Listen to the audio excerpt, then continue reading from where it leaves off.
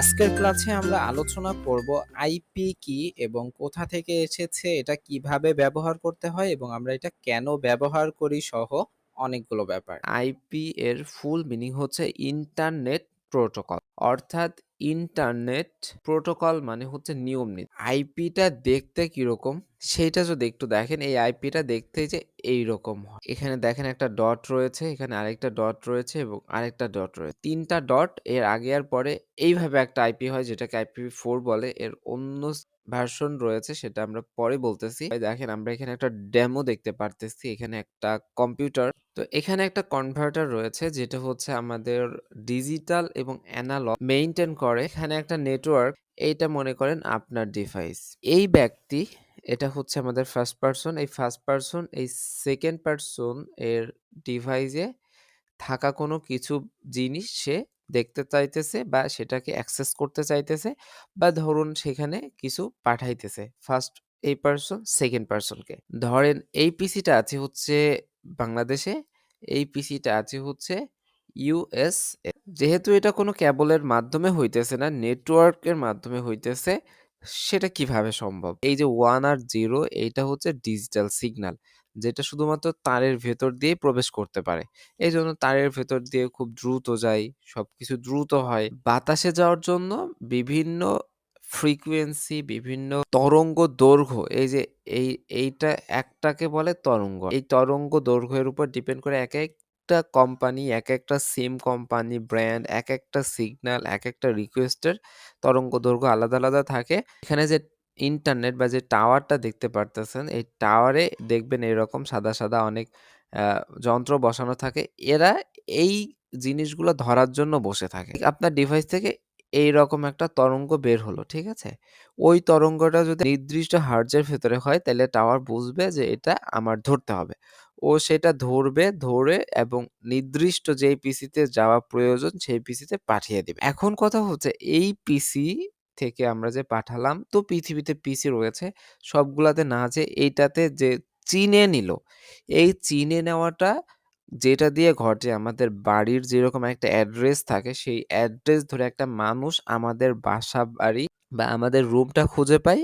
এরকম কম্পিউটারের যে অ্যাড্রেসটা থাকে, যে অ্যাড্রেসে একটা কম্পিউটার আরেকটা কম্পিউটারের কমিউনিকেশন করে বা অ্যাক্সেস দেয় বা নেয়, সেটা হচ্ছে এই আইপি অ্যাড্রেসের মাধ্যমে। আপনি যদি একটা ইউএস এর আইপি অ্যাড্রেস কিনে আপনার পিসিতে সেট করেন, তাহলে আপনার পিসিটা নেটওয়ার্ক ততক্ষণ বুঝবে যে এটা ইউএস এর আইপি অ্যাড্রেস, বা এটা ইউএস এর মোবাইল, বা এই মোবাইলটা ইউএসএ থেকে আসতেছে। বিডি ডিভাইসে যদি ইউএস এর আইপি সেটআপ করেন, দেন আপনি যখন এই ইউএস এর পিসিতে রিকোয়েস্ট করবেন একটা সার্ভে দেওয়ার জন্য বা একটা গেম আপনাকে শো করানোর জন্য, সে তখন মনে করবে এই পারসন ইউএসএ থেকে এসেছে, তা আপনাকে ইউএস এর যে অফারগুলো আছে সেইগুলা শো করবে। আপনি যেই কান্ট্রি এর আইপি সেটআপ করবেন, সেই কান্ট্রি এর ডিটেইলস গুলা আপনাকে শো করানো হবে।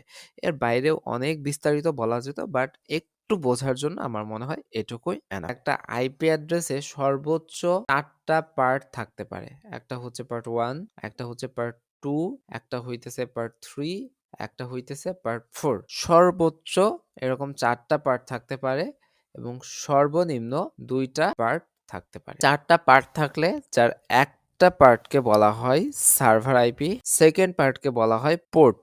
কখনো প্রয়োজন হয় ইউজার নেম, দেন আরেকটা যেটা লাগে সেটা হচ্ছে পাসওয়ার্ড। এটা হচ্ছে একটা সিস্টেম। এই ধরনের আইপি গুলো যেখানে ইউজার নেম এবং পাসওয়ার্ড থাকে, সেটাকে বলে ইউজার অথেন্টিকেশন। ইউজার অথেন্টিকেশন আইপিতে সার্ভার আইপি বা প্রক্সি, ইউজার নেম এবং পাসওয়ার্ড থাকে। দেন এই যে আইপি গুলাতে শুধুমাত্র 2টা পার্ট থাকে, একটা হচ্ছে যার সার্ভার আইপি পার্ট এবং পোর্টের পার্ট, জাস্ট 2টা পার্ট থাকে। তো এই আইপি গুলা একদম ইজি ব্যাপার। সক্স 5 আইপি এর ক্ষেত্রে বেশিরভাগ 2টা পার্ট থাকে। দেন হচ্ছে আইপি হোয়াইটলিস্ট, যেখানে ইউজার নেম, পাসওয়ার্ড বা ইউজার অথেন্টিকেশনের সিস্টেম থাকে। সেখানে সার্ভার আইপি বা প্রক্সির পোর্টটা যদি কাউকে দিয়ে ফেলে, কেউ জেনে যায়, তাহলে তো আপনার এই আইপিটা সে ব্যবহার করতে পারে। এই যে এই 2টা জিনিস, সার্ভার আইপি এর পোর্ট চেঞ্জ না করা গেলেও ইউজার নেম এবং পাসওয়ার্ড, এই যে 2টা জিনিস চেঞ্জ করা যায়। তো আপনার যদি পোর্ট আর প্রক্সিটা কেউ জেনে ফেলে বা ইউজার সম্পূর্ণ আইপিটাই কেউ জেনে ফেলে, সেই ক্ষেত্রে আপনি চাইলে ইউজার নেম এবং পাসওয়ার্ডটা চেঞ্জ করে ফেললে সে আর ওই আইপিটা ইউজ করতে পারবে। এই যে আইপি গুলা শুধু ২ টা পার্ট আছে, এই আইপি গুলাতে তো আপনার কোনো ইউজার নেম নাই, পাসওয়ার্ডও নাই।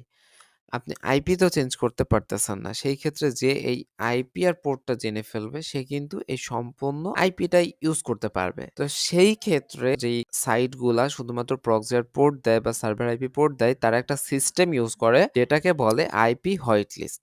আইপি হোয়াইট লিস্ট হচ্ছে আপনার দেশীয় একটা আইপি আছে সেই আইপিটা আপনি বের করবেন ফার্স্ট আপনার ব্রাউজারে লিখবেন হোটস মাই আইপি তাহলে আপনার যেই আইপিটা সেটা জাস্ট এখানে দেখিয়ে দিবে। তো দেখেন এইটা জাস্ট আমার আইপি। তো হোয়াইট লিস্ট মানে হচ্ছে এই আইপিটা আপনি যেই ওয়েবসাইট থেকে কিনতেছেন আপনার আইপিটা সেই ওয়েবসাইটে দিয়ে দিলেই এই যে এই আইপিটা যে রাউটার থেকে আসতেছে বা আমার বাসায় যে রাউটারটা আছে এই রাউটারে যেই ডিভাইসগুলো কানেক্টেড রয়েছে শুধুমাত্র সেই ব্যক্তিগুলাই এই আইপিটা ইউজ করতে পারবে। দেখেন পাসওয়ার্ডের মতো একটা সিকিউরিটি বাট পাসওয়ার্ড প্রয়োজন হইতেছে না। এই জিনিসটা আইপি কেনার সময় আরো প্র্যাকটিক্যালি দেখতে পারবেন। তো এই যে আইপি হোয়াইট লিস্ট করে হোক বা আইপি ইউজার অথেন্টিকেশন করে হোক যেইভাবেই হোক সিকিউর রাখা হয় যাতে কেউ আপনার আইপি এর প্রক্সি পোর্ট বা সম্পূর্ণ আইপিটা জেনে গেলেও না ব্যবহার করতে পারে সেটাকে বলা হয় আইপি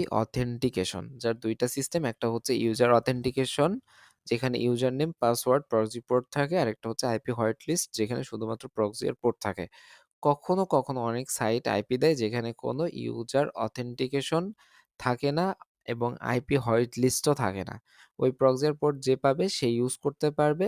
মেইনলি যে সাইটগুলো অনেক কম রেটে দেয় তাদের এ ধরনের সিস্টেমগুলা করলে যার প্রাইসটা অনেক বেশি হয়ে যেত সেইজন্য অনেক কম রেটে এই ধরনের প্রক্সিগুলা দেয়। তো এগুলা নিয়ে ইন ফিউচার আরো বেশি জানতে পারবে। তো মেইনলি আইপিটা দেখতে এরকমই হয় যেটা এরকম ৪ টা অংশ থাকে নইলে ২ টা অংশ থাকে যার ভিতরে SOCKS 5 এবং HTTP বিভিন্ন প্রোটোকলের আইপি আছে। এই যে এইভাবে লেখা কেন? SOCKS 5 তারপর তারপর এরকম ডাবল স্ল্যাশ ইউজার নেম তারপরে আবার হচ্ছে একটা কোলন দেওয়া। তো এইভাবে তারপর এভাবে ৪ টা ভাগ করা। এইটার কারণ হচ্ছে এটা আইপি লেখার একটা নিয়ম যেই নিয়মটা অলমোস্ট সব ব্রাউজার বুঝতে পারে। হয় আপনি সেটআপের সময় আপনি user name password, proxy port আলাদা ভাবে যেখানে যেটা বসানো প্রয়োজন বসিয়ে দিতে পারেন। অথবা আপনি এই লিঙ্কটা সম্পূর্ণ মানে এই যে নিয়মটা সম্পূর্ণ ব্রাউজারে পেস্ট করে দিতে পারেন সেটিং এর ভেতরে যেখানে সেট করতে হবে তাহলে ব্রাউজার বুঝে নিবে যে কোনটা কি। আপনি ম্যানুয়ালিও কোনটা কি চিনিয়ে দিতে পারেন ব্রাউজারকে অথবা এই লিঙ্কটা দিয়ে দিলে ওরা বুঝে নিবে ইউজার নেম আছে, পাসওয়ার্ড আছে, প্রক্সি আছে, পোর্ট আছে। যারা পূর্ববর্তী ক্লাসগুলো দেখেননি অবশ্যই ক্লাসগুলো দেখে নিবেন ইন ফিউচার অনেক উপকারে আসবে এবং ভিডিওগুলো অবশ্যই আপনার বন্ধুদের সাথে শেয়ার করবেন। চ্যানেলে নতুন হয়ে থাকলে অবশ্যই সাবস্ক্রাইব করবেন। সবার জন্য শুভকামনা ব্যক্ত করে আজকের ভিডিওটা আমরা এখানেই শেষ করছি। আল্লাহ হাফেজ।